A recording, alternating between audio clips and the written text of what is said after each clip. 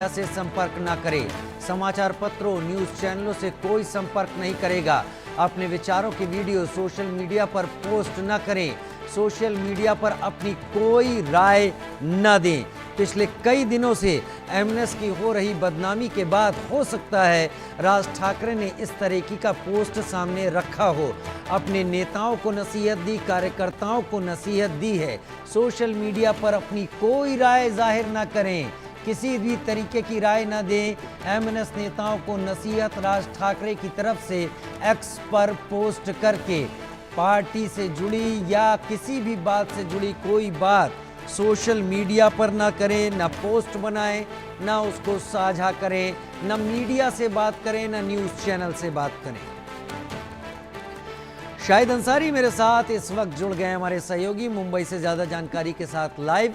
शायद आपकी भी रिपोर्ट अलग अलग इलाकों से मुंबई से हम लगातार देखते रहे हैं और जो कुछ भी हुआ है उसके बाद रिएक्शंस पूरे देश से आ रहे हैं। राज ठाकरे क्या हो रही बदनामी को लेकर ऐसा पोस्ट कर रहे हैं या इसके पीछे कोई और वजह आपको समझ में आती है? राजू देखिए, राज ठाकरे की जो आइडियोलॉजी या उनके पार्टी की जो आइडियोलॉजी है वो भारत ही नहीं बल्कि दुनिया के किसी भी मुल्क में जो है उसे जायज करार नहीं दिया जा सकता। जिस तरह से उन्होंने शुरुआत की थी, अभी पहले मैं उनका जो पोस्ट है पहले इसके बारे में बता दूं, फिर उसके बाद हम बात करते हैं मजीद इस पर। उनका जो पोस्ट है मराठी में उन्होंने पोस्ट डाला है, लिखा है और लिखा है कि साफ आदेश है कि पार्टी में कोई भी व्यक्ति अखबार, न्यूज चैनल या किसी भी डिजिटल मीडिया से बातचीत नहीं करेगा। ये कौन कह रहा है? ये मनसे प्रमुख राज ठाकरे कह रहे हैं।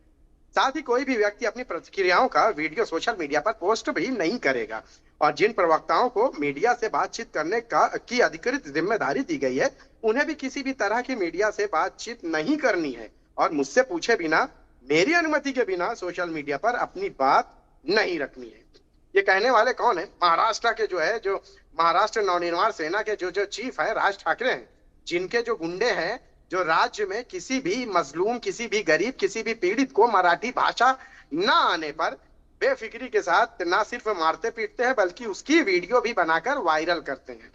अब चूंकि हुआ यह है कि अभी जो हालात हाल में जो हुए हैं, इन हालात के दौरान जो है राज ठाकरे के जरिए उनके जो कार्यकर्ता है, उनके जो गुंडे हैं, उनके जरिए जो वारदात अंजाम दी गई है, जो पीटा गया है लोगों को, उससे कहीं ना कहीं उनकी जो है चौतरफा थू-थू हो रही है और इस थू-थू की वजह से ही जो है अब राज ठाकरे जो है अपने कार्यकर्ताओं को यह नसीहत दे रहे हैं कि आप इस तरह से ना करें।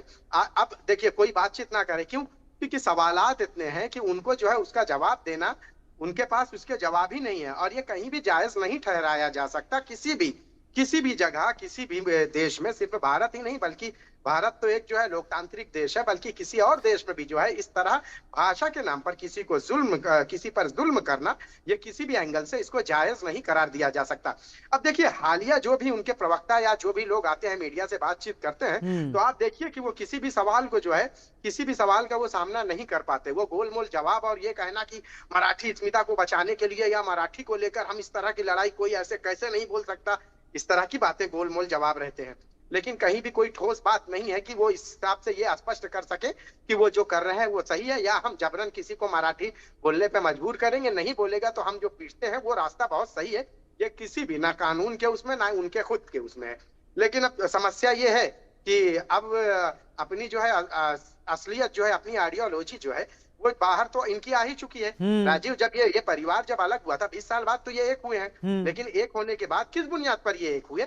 क्योंकि इनको मराठी अस्मिता के लिए। अच्छा, यही लोग जो है, जब यही राज ठाकरे की पार्टी अलग हुई थी, इसी परिवार से अलग हुई थी, तो आप देखिए कि 2008 के बाद 2009 में जो इन्होंने जुल्म ढाया था उत्तर भारतीयों पर, गरीबों पर, मजबूरों पर, जो स्ट्रीट पे जो खांचा वाले हैं उन पर, मजदूरों पर, किस तरह से इन्होंने जुल्म ढाया। उसके बाद 2009 में इनका चुनाव हुआ, जिस तरह से इनका सूरज जो है उरूज पर आया, वैसे ही उसके बाद से फिर इनका पॉलिटिकल करियर भी जो है खतरे में रहा और खत्म हो गए। आज इनका कोई अस्तित्व तो नहीं है और आज जो है अगर अस्तित्व है तो वो क्या है?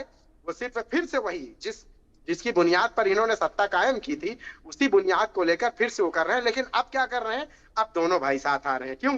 क्योंकि उनकी भी वही हालत हो चुकी है जो इनकी अब है।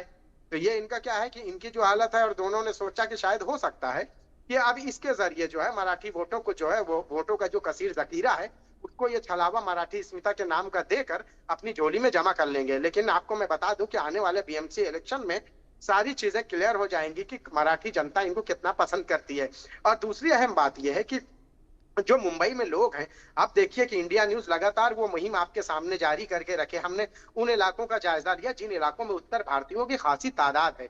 अब्दुल रहमान स्ट्रीट ले लीजिए, भिंडी बाजार ले लीजिए, नागपाड़ा ले लीजिए, अग्रीपाड़ा ले लीजिए, इन सारे इलाकों में राजीव बड़ी तादाद है। आप एशिया की सबसे बड़ी जो बैग की मार्केट है वो मदनपुरा में है। इसके अलावा छोटे से लेके बड़े कारोबार, आपको पता है कि ये जो डिफेंस में जो शिप वगैरह बनाए जाते हैं उसके पार्ट्स, छोटे छोटे पार्ट्स इन जगहों पर बनाए जाते हैं जो कभी मंजरे आम पर आ नहीं पाते, लोगों को पता नहीं चल पाता। वो बनाने वाले कौन है? यही उत्तर भारतीय है, यही लोग हैं जो मेहनत मजदूरी करके रोजी रोटी गुजर करके अपना जो है पेट पालते हैं।